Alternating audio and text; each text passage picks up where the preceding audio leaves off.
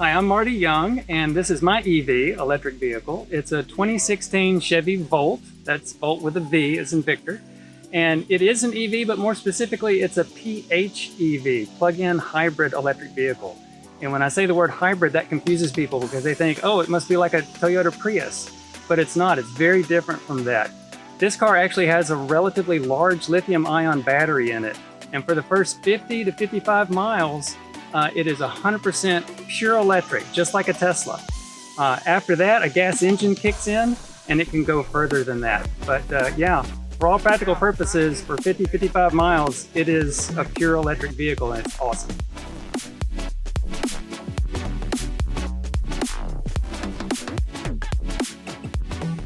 All right, so the car that I had before this was a 2001 Ford Taurus with 270,000 miles on it, which is phenomenal. But obviously I needed a new car. And I started looking around at the new cars that were out there, and I quickly came to the conclusion that every new car that's out there is really the same old dirty technology, just wrapped up in a shiny new wrapper. And so I wanted something that was fundamentally different. And I've always been interested in the idea of electric vehicles. The truth is, I just couldn't afford one. I can't afford a Tesla. I'll put it that way. That's out of my price range. So I started looking at what can I afford. And I quickly came across the Chevy Volt. I got this at CarMax January of last year, and it was $19,000 out the door. And that was in my price range. And I realized that my commute back and forth to work, round trip, is 45 miles. I can do better than 50 miles pure electric in this car, which means that 99% of the time, this is all the electric car that I need. And it's worked out perfectly.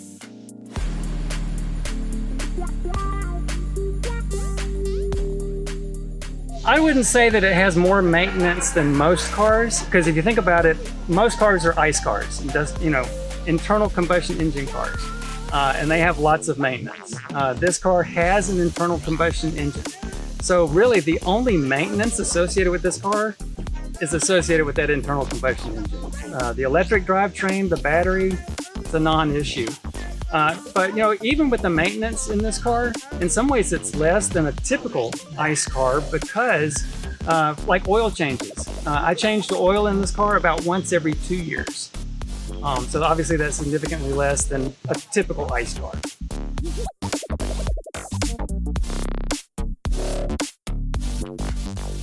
You do notice it when it happens.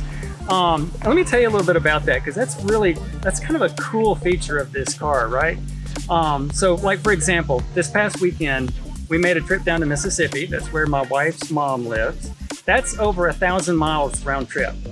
And so for most of that trip, right, we're using the gas engine in this car. But you use it in a special way. When you're driving through a city, when you're in stop and go traffic, you put it in battery mode. Okay, and then it's 100% electric for that city traffic, stop and go traffic. And then when you get back up on the interstate, you put this car in what's called hold mode, and that's simply the push of a button. And when you're in hold mode, it saves the battery, forces the gas engine to run. So all those interstate miles, the gas engine is running. In cities, I'm operating 100% electric. And so you're maximizing these two different powertrains on a long trip. And it's really cool. It's almost like a game.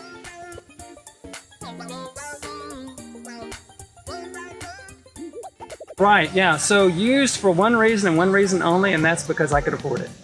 I couldn't, like this car. If this car was brand new, I wouldn't be able to afford this car.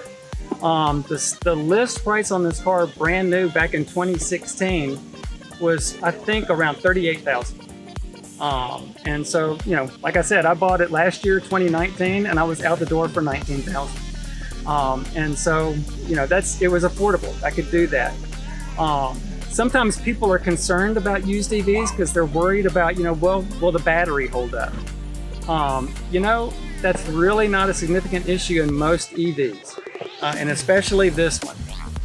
The battery in this car, I've not noticed any degradation whatsoever. This car, like I said, is a 2016 model, but it was actually built at the end of 2015. So it's over 5 years old. It's over 5.5 years old from the time it was manufactured. I'm still getting the full range on this.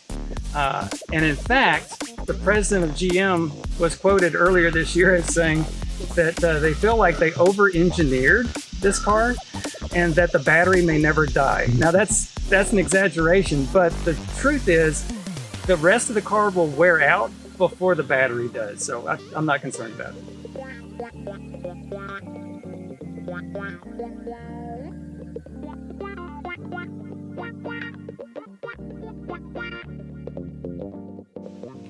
My name is Bill Williams. I own a 2014 Tesla Model S.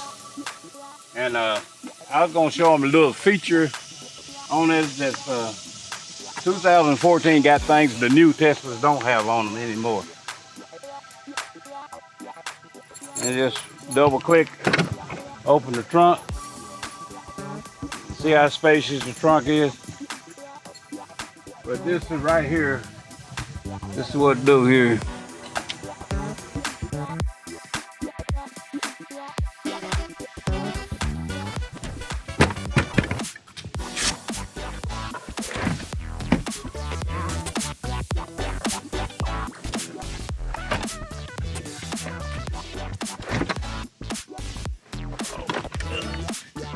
Gotta do it myself. That's my rear seat there. The new Teslas do not have this feature, this option anymore. This built for small children. And also was not featured in the new Model S's because I got a sunroof. Just double click the key and it opens up. And on the display here, push the icon here, it comes up.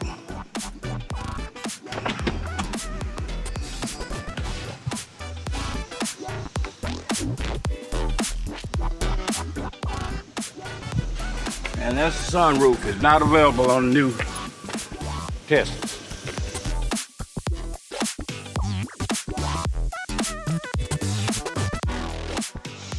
Well, I was tired of going to the gas station, the main reason. And once I test drove it, the acceleration and the whiteness of the car impressed me. Very much so.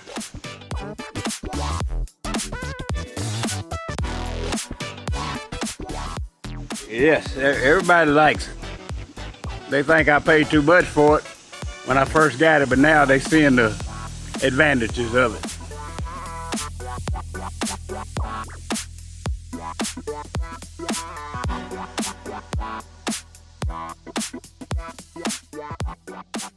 I'm Stephen Munger. I drive the Zero Motorcycles SRS 2020, and the number one reason why I bought this was just for the tech factor of it.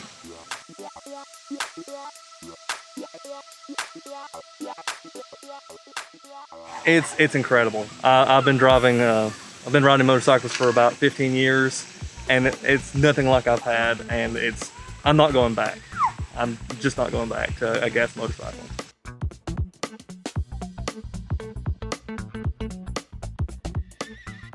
The fact that you can just get on it and go. There's no warming it up. There's no worrying about if you put gas in, if you're going to stop when you're on your way out. I just plug it up overnight, don't think about it, come out and go. It takes me longer to get my helmet and jacket on than to turn the bike on for it to boot up, and I just go.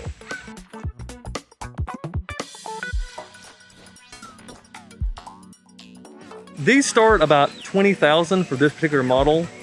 Zero's been making motorcycles since about 2006, and they have a range of motorcycles. This is the top of the line, and the base model of it is about $20K, and this one's about $22K.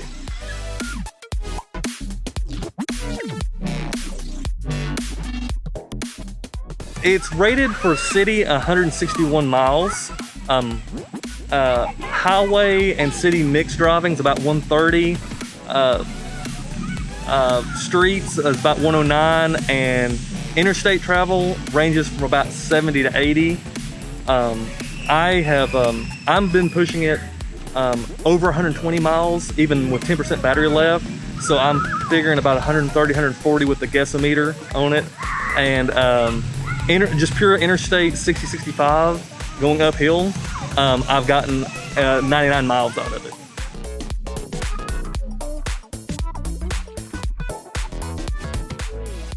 This has both regenerative braking that you can set with an app from 0% all the way up to 100%. It also has neutral regen, which is kind of like engine braking, to where when you let off the throttle, it is automatically taking the friction and the heat that would be just lost with it and putting it back into the battery.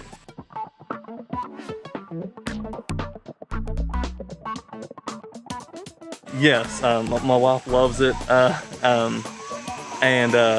Yeah, pretty much I've had a few people, you know, try to say stuff, but it's just because they don't know enough about it. Once I sit and talk to them about it, everyone's like, that's pretty cool. The price has been about the most negative thing anyone can say, and I will agree with that, but it's just gonna get better, and the more people get them, the cheaper they're gonna get.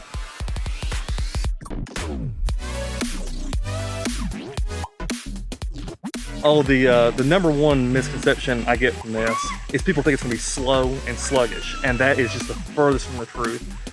It is not the number one highest tier, but it does outperform a lot of the sport bikes well over its class in both horsepower and torque settings, sometimes as much as double.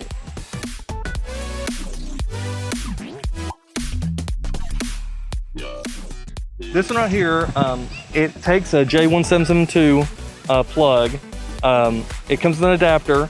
You can plug it straight into the wall. That will be about an 8-hour charge for that. The base model, the $20,000 model, it has a 3 kilowatt hour in it. It will charge up this 14.4 kilowatt battery in about 4 hours. This one's the 6 kilowatt, the premium version. It'll do it in 2 hours, and you can add an accessory for more charging in it and get it down to about an hour.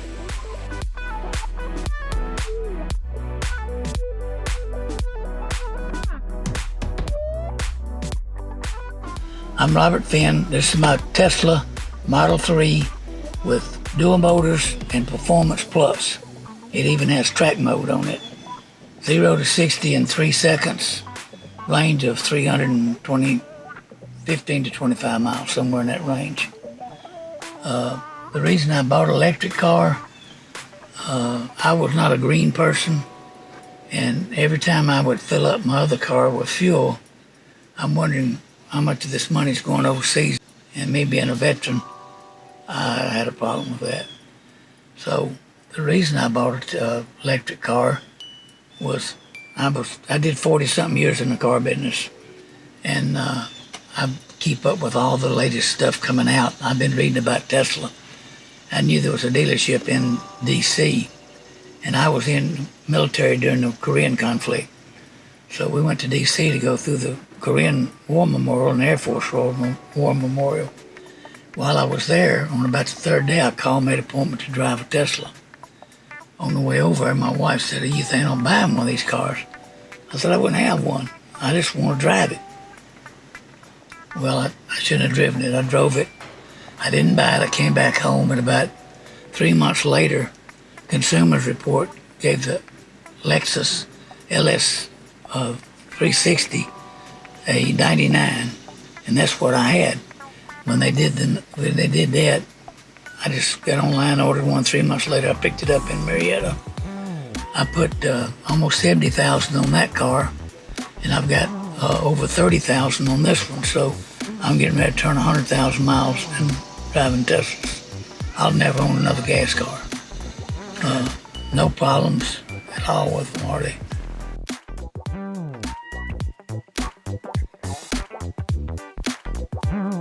I'm 83 years old, but I still like speed. I rode motorcycles. I used to race them in my younger days, and I like going up the tail of the Dragon and Cherry-Hale Skyway. The other car, I took it up the Dragon on the third day, and it was real mushy. It didn't have a good suspension. This car's got the race suspension, track mode, everything. I wanted something that would handle better at speed, and I wanted something that would drive itself. This car's got 8 cameras, sonar, and radar, and it does very well on the Dragon and Cherry-Hale curves.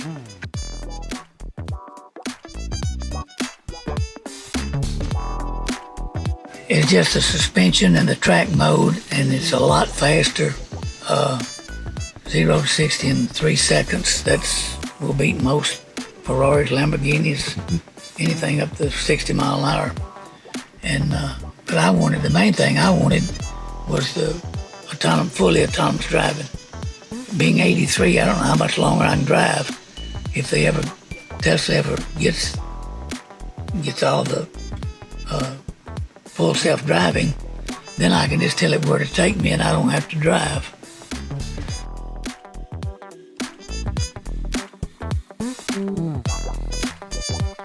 This car, it just handles good. But I don't recommend this car to most people unless you got a heavy foot. And I mean, I've had this car, will be 2 years, 15th of this month. I'm getting ready to put my 3rd set of tires on it. And I mean, I'm counting the ones that came on it new. My wife doesn't like this car because it rides real rough. The other car is much softer, and but this has got the competition suspension on it, so it rides rough. For most people, I would recommend the long-range dual motor car, and they save a lot of money by going that route.